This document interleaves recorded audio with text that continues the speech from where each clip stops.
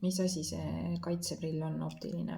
Mõtled, et töötervishoid, tööohutus, see on 2 ühes, on ju, sest nägemine on sinu tervis, sinu heaolu, et silmad oleksid terved, ei väsiks. Ja ohutus on nii nagu tööjalanõud, on ju. Kui on tööjalanõude, turvajalanõude kandmise kohustus, siis nii ongi, see on töövahend. Kaitseprill on samamoodi töövahend ja selle eelis ongi see, et see töövahend tehakse sinu retsepti järgi.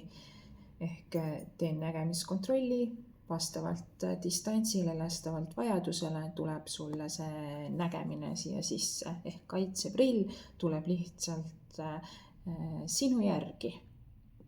Ei tea, kas ala nagu rätsep tööriideid ka tehakse täpselt sinu järgi.